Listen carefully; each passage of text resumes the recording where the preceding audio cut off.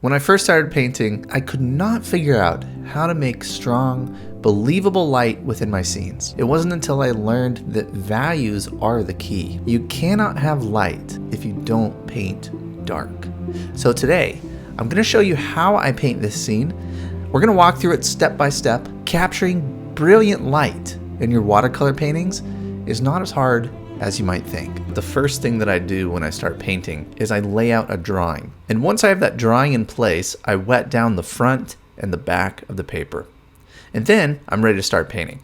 The first thing that I do, I paint where that strong light source in the scene is going to be. Then I know everywhere else in the scene needs to be darker than that area. So it's a good way to set up the foundation for a scene that has vibrant light. Now, I have the brightest part of the light, and then you can see as it gets away from the light source, I need even more value. And when I say value, I mean strength of paint. I need to use stronger paint as I move away from that brightest part of the scene.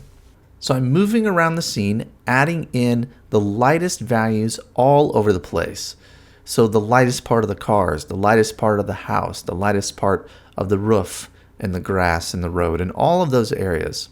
Taking my time painting wet into wet. As I paint through this scene, I'm still keeping this as the brightest part of the painting. And it's really tempting to paint really light in this first wash of the scene, but I encourage you to push the values in each phase of the painting in order to get that strong light into the scene. So I'll back it up a little bit and we'll talk about color mixing as I work through this. The bright light area, I'm using some raw sienna light and a touch of cadmium yellow to get that bright yellow.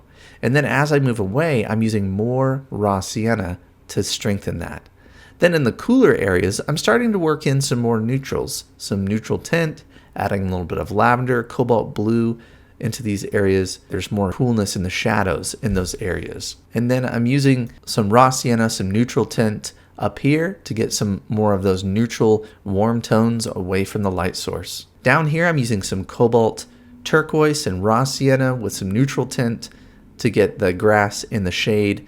And then back here adding more cobalt blue into the mixture and cooling it off further away on the shadow side of that house. And every time I reload my brush, I'm going back to where a wet edge is and painting in there to connect that and get one fluid wash in this first part of the process, letting colors softly merge from one to the other. And then when I paint the sky, I'm using more cobalt blue, neutral tint, and some cerulean up in this area to get that deep color for the sky. While all of this is still damp, I'm laying in some raw sienna and some cobalt turquoise, dropping it in on the paper while this is damp. There are parts of this tree that are really illuminated by this porch light. I want to get those areas of light in right now and let them softly merge onto the paper. And just like that, we've laid in all the light in this scene. Now at this point, I want to let everything dry and I'm going to come back and paint the middle values.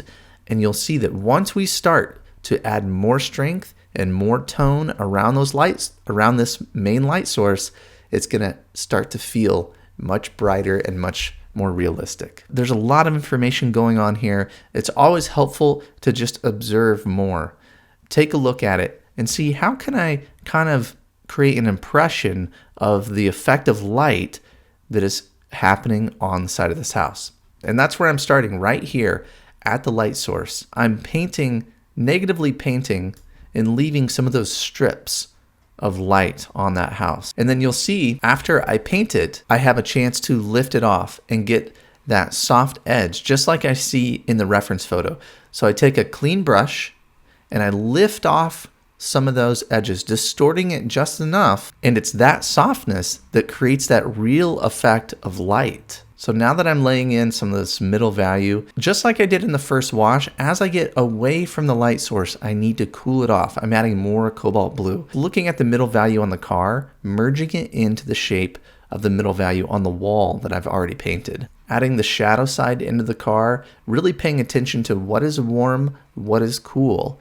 The warm areas, I'm using more raw sienna in the mixture. The cooler areas, I'm adding in some cobalt blue and some of my cooler colors to make that happen. Now I have this little area. There's bright parts of the tree that overlap with the roof. I'm painting around some of that and then merging in some of the green color of the tree. I knew that I would need to add more value into the sky, so right now I go ahead and paint another wash of blue and connect it into the middle values here. When I painted that bit of the sky, I left some gaps of light. I'm going to use that in just a little bit to show the parts of the tree that are in light. Admittedly, this is the most difficult part of the painting when you're painting the middle values and finding all the connections and mixing at the same time.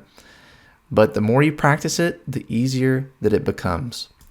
I went ahead and connected the shadow shape of the driveway down to the road, skipped over some of this area from that light I left on the road in the first wash, added in a little bit of warm color there, raw sienna, a little bit of burnt sienna into that mixture, just to give a little bit of difference in color of where the light is lined up here and what's reflecting on the surface of the road. Now I'm connecting the value of the grass into the road. I want to catch that while this little edge is still damp so I can let those two shapes merge together. And I bring that down. And we're in the middle of the process. Things look a little rough in some areas, but I find that it's important to just stick to your plan. Don't judge your painting when it's in the middle of one of these phases. Now I'm ready to start getting into some of the darks. Things are dry enough to move ahead, and I want to keep moving forward. The first thing I do when I paint darks is I try to start at the main area of interest, and that is right over here by the light. And I know that once I get some darker values on these cars and in that area, the light is going to look even more brilliant. So I'm adding some dark, burnt sienna, neutral tint, cobalt blue, and connecting the darks on these two vehicles, trying to squint and look at them as abstractly as I can and think more about shape and the shapes that I'm creating than the objects that I'm painting. And connecting the underside of that car, the underside of that car, the shadows within these areas, that extra bit of value. Now I'm looking back at my reference photo at the windows and the shadow side of some of those ridges on the wall, and all these little bits of darks and detail and extra attention really help the light to come alive in this scene. Now there are some trees over here, and I'm go ahead and adding in some of those, connecting it into the darks. I need to paint the foliage of the tree. That's going to bring a lot more strength into this scene. And I'm using some raw sienna, cobalt turquoise, and some neutral tint, a really thick mixture. And while things are damp, I add in some more value. And then the trees in the background are cobalt blue, neutral tint, and I'm painting them now, wanting them to connect into the shape of this tree here. Adding the shadow side of the cars, some of that darker detail, the shadows inside the car. And I knew that the grass needed one more wash. Remember, this is the third layer we've put on this grass.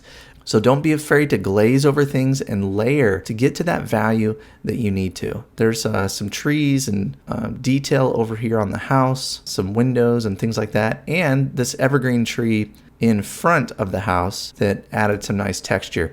And for this, I'm using some more raw sienna, cobalt turquoise, and neutral tint to get up to that right value. I'm adding a little bit more detail here on the front between the road and the grass, a little more detail on the house and the background. Definitely the part of the process when we step back, look at the painting, see how things are relating to each other, and add in those finishing bits of detail and some branches, finishing up that. And then finally, what I needed to do to finish the light effect was to use a little bit of gouache. You load up the tip of your brush with some white gouache, and then you can go in and add a few little highlights to the parts of the scene that need it, some of the details on the cars and little things like that. And there we have it. That is the finished painting. By laying in the lights, the middle values, and the darks, taking time to step back and assess your scene, that is how you will create brilliant, strong light within your paintings. Next week, I'm going to show you how I paint this scene here. Be sure and subscribe.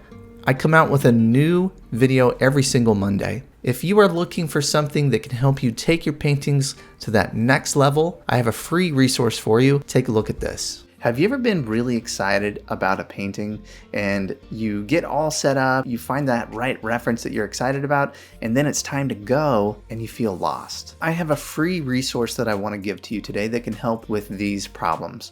My 5 steps to plan a successful watercolor painting. I walk you through the crucial planning phase of your painting that will help you understand what you're going to paint first, second, and third. The planning is really so important, especially in watercolor. This medium is harder to correct. It's so immediate. So having that plan is very important. I send you a PDF that you can download. And the great thing about this is you can have it on your phone. You could print it out. You can download this right now before you start your next painting. All you have to do is follow this link here and download my 5-step guide to planning a successful watercolor painting.